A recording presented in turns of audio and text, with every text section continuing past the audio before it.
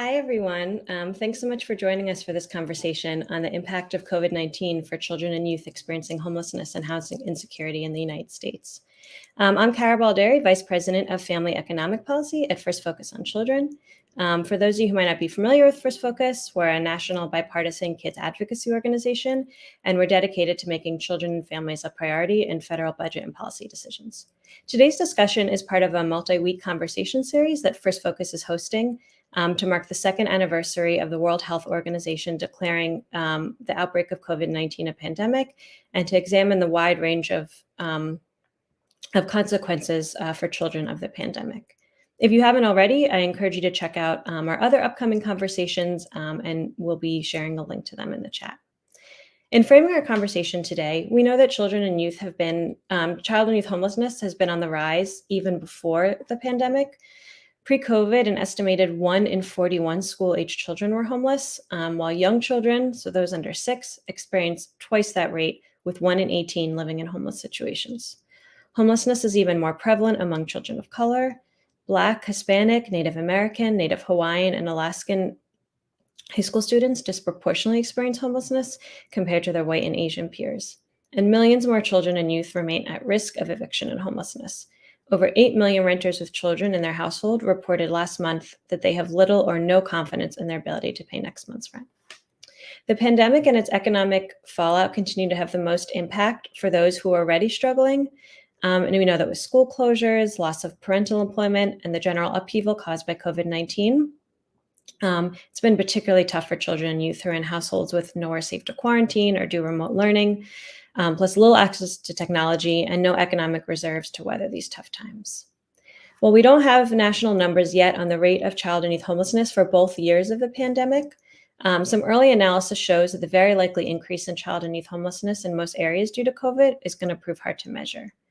A survey from Schoolhouse Connection and University of Michigan found that 420,000 fewer students experiencing homelessness nationally were identified and enrolled in school in the early 2020 to 2021 school year, due to the inability of schools to identify homeless children and youth while schools were closed. National, state, and local moratoria on evictions and an influx of emergency rental assistance prevented eviction cases. The eviction lab at Princeton University recently estimated there were 3 million fewer cases in 2020 and 2021 than expected. But we know these protections and aid often did not reach many families with children and youth who are in precarious situations, such as doubling up with others or in motels, because these families had no leases or landlords to qualify them for aid. In addition, these families also did not meet the definition and continue to not meet the definition of homelessness used by the U.S. Department of Housing and Urban Development. So they remain ineligible for much of the homeless assistance that's been available and are falling through the cracks with little support. And to add insult to injury, their lack of a permanent address and limited access to technology means many families and youth who are struggling continue to struggle to access thousands of dollars in stimulus payments and tax credits that they're eligible for. So we're going to dig further into all of this in our discussion today.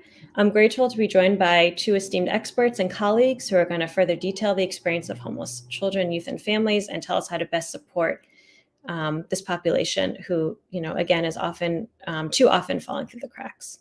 Barbara Duffield is the Executive Director of Schoolhouse Connection, a national nonprofit organization working to overcome homelessness through education. Schoolhouse provides strategic advocacy and practical assistance in partnership with early childhood programs, schools, institutions of higher education, service providers, families, and youth. And Katrina Bostic is the Executive Director of Family Promise of the Coastal Empire in Georgia, which covers 3 counties, Chatham County, which includes Savannah, and Bryan and Effingham counties. Family Promise provides comprehensive and holistic solutions for families facing homelessness, including case management, prevention services, and shelter. So note that we're going to be taking questions at the end, and you can submit questions in the chat function. And if you're tuning in to, through our website or social media channels, you can still participate by using the hashtag #KidsInCovid, by submitting your question in the chat using the hashtag or on Twitter. And please just feel free to share, your reactions and keep this conversation going on social media. And this conversation will also be recorded if you cannot stay on the whole time and want to listen later. So, Barbara and Katrina, I think there was and continues to be a lot of media attention over the past 2 years on the numerous and wide-ranging, devastating consequences of COVID for households with children. But, we also know that child, youth, and family homelessness is complex and cannot always be easily explained, in a news story or in a kind of small snippet. So, you both hear frequently from providers and families and provide services. What do you want to share with the audience about, the experiences you're hearing about that you think kind of gets lost, in the coverage? What kind of really concerns you the most? And, Barbara, let's start with you. Thanks, Kara. The coverage on education, and there's coverage on housing and homelessness, and sometimes they're similar and sometimes they're very different. I think in terms of what's been lost in the coverage of the impact of COVID on education, we'll see articles, coverage about declining enrollment, certainly for kindergarten, about declining FAFSA completion or in college, absences, chronic absences. And very often in those same stories, there'll be an interview with a family or with a parent, and the parent is experiencing homelessness, or the child is experiencing homelessness, but it's not identified as such. So just like many educators may have children who are not coming to school regularly or who've dropped off, and homelessness is not at the front of the mind, that why would that be? That homelessness could be the reason for their not coming to school on a regular basis, for their being disengaged entirely from school. That piece too, I think, has been missing. So we need to do a better job of having homelessness at the forefront when we're looking at some of the larger macro changes in education, like declining enrollment and attendance problems. On the housing and homelessness coverage, most is of single adult homelessness, the more visible forms of homelessness, which certainly has gotten worse and is certainly very, very concerning. But sometimes that coverage is meant, it's almost like it encompasses all of homelessness. And that isn't all of homelessness. There are large numbers of families, children, and youth who are out of sight, who are staying with other people temporarily, as you referenced in the opening, or staying in motels. And they may have a fundamentally different experience, a very fundamentally different barriers that they face to accessing aid. So I would say the invisibility of that population, which is the majority of families, children, and youth, is an issue. In terms of what concerns me the most is really the cumulative effect of what we're seeing, the impact certainly of the health crisis itself, the economic crisis, but also some of the school climate issues that we're seeing now. School should be a refuge for all. It should be perceived as a trusted place for every student, where they're valued, where all have opportunity, where all are connected to the resources they need to be successful. And I think the loss of trust and the racialized violence our nation has witnessed, in addition to this staff shortages and just kind of the overall macro concerns our schools have changed that fundamentally. So that concerns me the most, because educational deficits that we're seeing now are probably much greater than we even know, and will not only contribute to future homelessness for adults, but also have a big impact on the economy, and I would even say on democracy. And then the last piece I'd say is just the burnout of the educators and the workforce that we're seeing, the vicarious trauma that they're experiencing. That also concerns me. So lots of major concerns. Yes.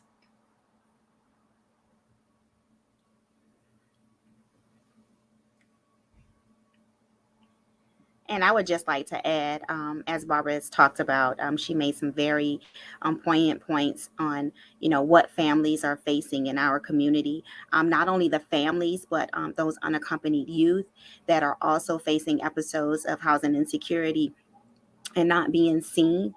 Just to talk more about trauma and the traumatic experiences that a family may face when they're experiencing an episode of homelessness and housing insecurity. That coupled with, now we're in a global pandemic. Families are trying to figure out, when you say shelter in place, what does that look like? And they're still trying to figure out 2 years later how they can protect their families. So looking at how we can, as a nation, put our children in the forefront when we talk about education. It's extremely difficult to focus on your academics when you don't know where you're going to spend your night, when you don't know when you're going to have another hot meal. The fact that you may, when you get to a home that you thought was yours, and you walk up and all of your belongings are now on the side of the street. These are the type of experiences that our families are facing, and it's not something that they can easily get over. And unfortunately, it's coming out in other ways. When we look at domestic violence, that has been on a crescent, a high rise in our nation because of COVID. But then when you're talking about the stress of being unsheltered and trying to figure out how to put those pieces together, it's a lot of different barriers that our families are facing.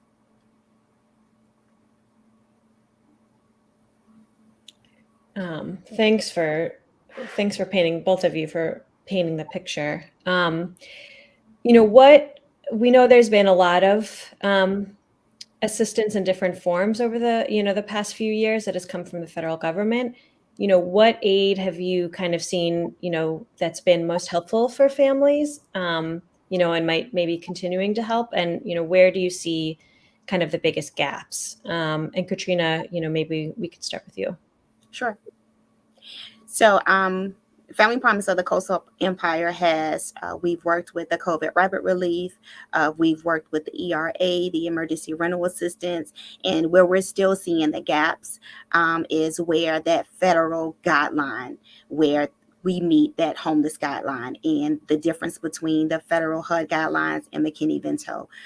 Families that have been residing in hotels for an extensive amount of time, they're not seen as homeless because they're not physically on the streets and in the elements. So oftentimes they're not covered for, they're not given the opportunity for that assistance. Families that are living in doubled up situations also experience the same type of situations where they're not able to get the type of aid that they need because they don't technically fall under the HUD guidelines when it comes to homelessness. So making sure that we fill those gaps, that's a huge gaps for the families that we're working with.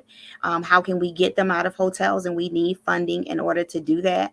So for us, it's looking at how those federal mandates are really imposing barriers on ending this crisis of homelessness. And we've seen that too through our work with school district liaisons across the country, where, in a pandemic where you don't have control over where you're staying, you can't socially distance, you can't even arrange bunk beds, foot to head to foot, or follow the CDC guidelines on social distancing.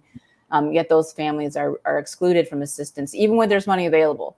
So even with the Treasury dollars, even with some of the homeless assistance, it's not a matter of not enough resources. It's a matter of not enough access, and particularly with some of the COVID funds.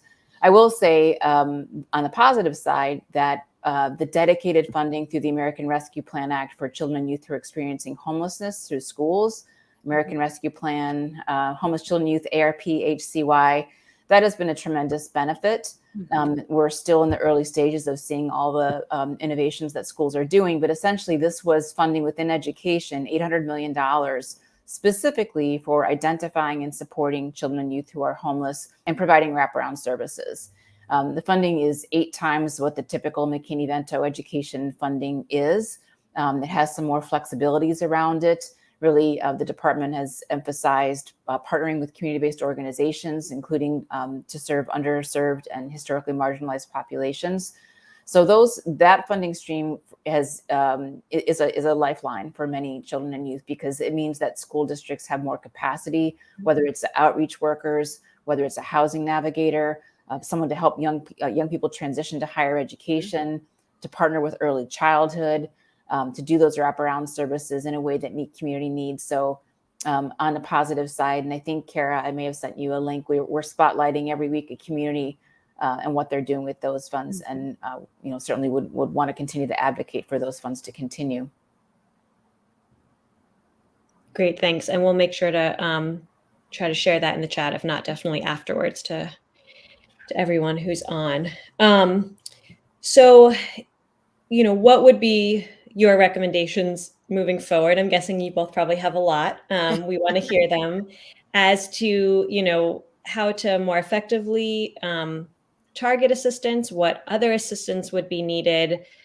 If you had your way, right, how would we be going to address both, homelessness that we know is existing right now and trying to prevent, future cases of child and youth homelessness. So Barbara, I'll start with you. I know we've been working a long time on many policy things. And first, you have a lot of writing on this. We also have a brief that has a lot of our kind of, shared goals of our three organizations that we can share as well for more detail. But Barbara, would love to hear your kind of, policy recommendations and wishes for moving forward.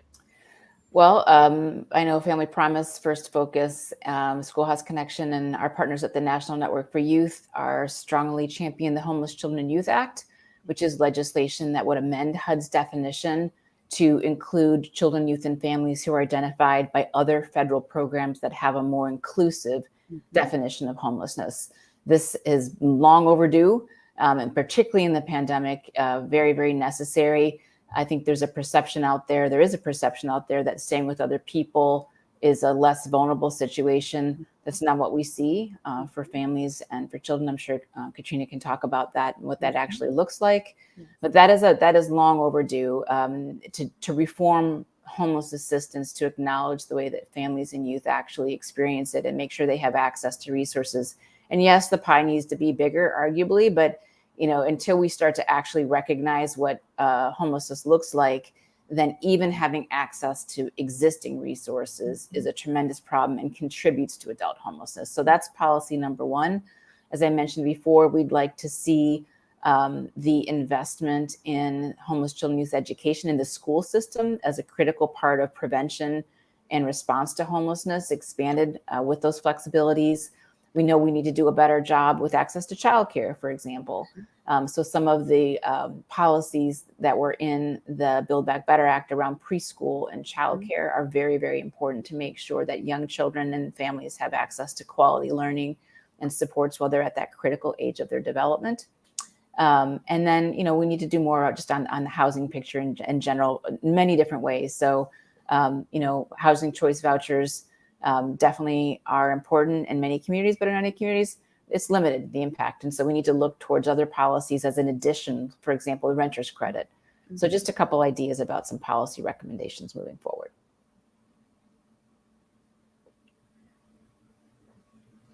Thanks so much, Barbara. And I know that you talked about the partnerships and the relationships that all of our organizations have together, because we do have a shared common cause, and that's to make sure that the children in our nation have a fighting chance. I think if we could take a look at policies surrounding mental health and making sure that the children that we serve, the young adults and the adults that we serve, they have adequate access to healthcare and mental health, because that's important. It's extremely important.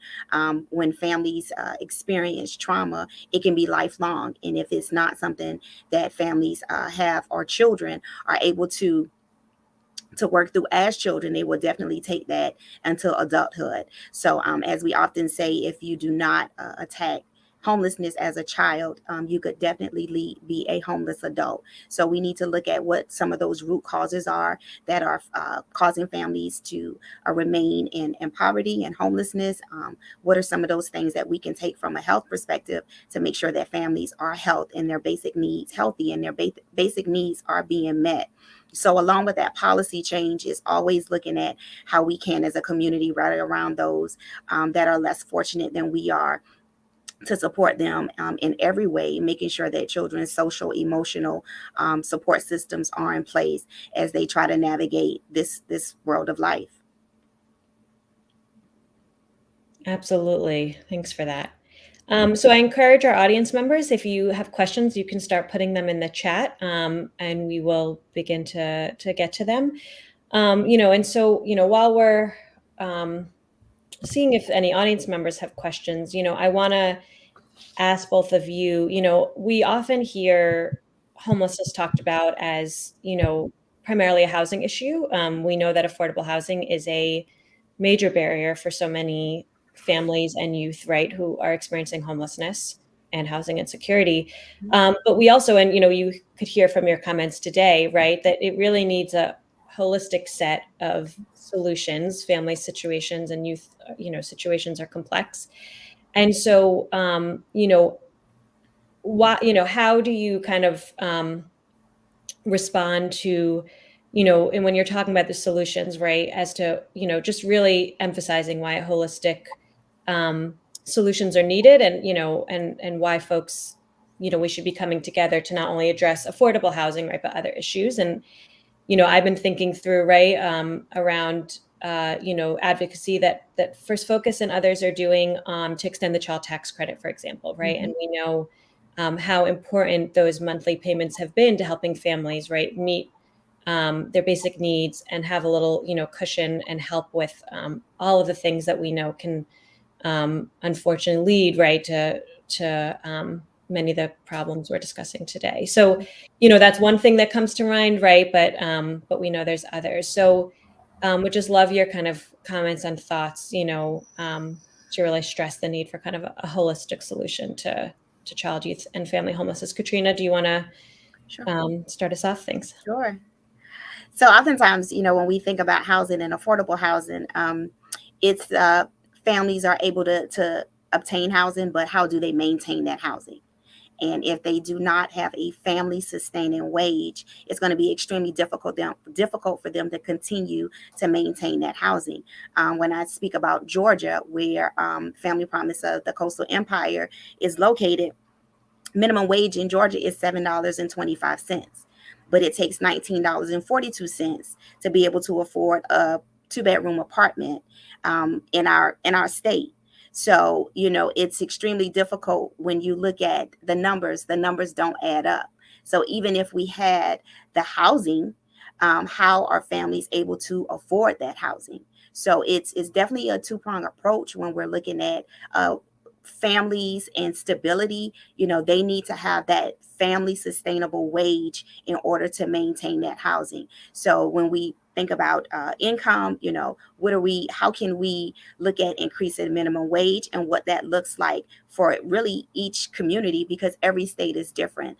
The cost of living is different. So, how can that policy, when we look at policy, what types of policy needs to be put in place to make sure that families have a sustainable wage in order to maintain their health and safety? Very definitely. I think there's often a push when we're talking about homelessness about rapid rehousing or a quick transition into housing. But if there isn't as much thought put into how does this family maintain housing, then we see repeat homelessness, we see repeat trauma, and the impacts are exponentially worse. So we have to do more than one thing at once. And I think, for example, the example with childcare is a really great one. If a family is placed in housing, but it's far from childcare, then that's a barrier to employment. It placed in a way where there's no regular transportation to childcare or to work, then that's a barrier to housing stability. So we need to be doing all of these pieces, and we need to address the trauma that has resulted. We see in test scores, for example, that children who experience homelessness fare significantly worse than their peers who are low income. So that homelessness has an impact on achievement over and above poverty. But what we also see is that the impact of homelessness on academics lasts past the period of homelessness, and that is the aftershock of trauma. And we see trauma play out in school discipline, which then creates a whole additional cycle. So all of these pieces need to be weighted at the same time, and not sort of end with when a family is able to move into housing. So it's got to be a both and approach and not an either or. Yep. Great. Thank you. One question that came in, which Barbara, I'm going to direct to you, is, can you just provide a little more detail about the 800 million funding stream and kind of where that came from? Sure. So in the last COVID bill, and I think, Kara, there's a link on our website to the American Rescue Plan, HCY dollars, which has more information. There was an amendment by Lisa Murkowski to set aside $800 million of the $123 billion that went to schools in COVID specifically for identifying and supporting children and youth experiencing homelessness. The money went out in 2 tranches over this past summer. $200 million initially, about like in June, and then later in the summer, the additional $600 million goes to school districts. Some of the first tranche went out by competitively, and the second tranche is going out by formula. So it looks different in different states. But again, these are dollars that will be extremely helpful as schools look toward the identifying all the students. Kara mentioned the number of students that were missing because of COVID and virtual learning, the identification, recovery efforts, and then really the comprehensive, holistic wraparound services that students need to stay in school and be successful. So there's more detail on our website and some of the bright spots that we're seeing.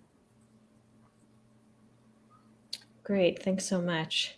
So I'm not seeing any other questions. I think we have a quiet audience today.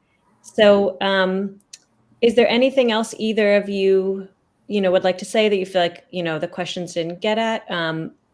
But otherwise, we will also just send the audience a lot of follow-up information so they can hopefully, mull everything they heard and then take some action.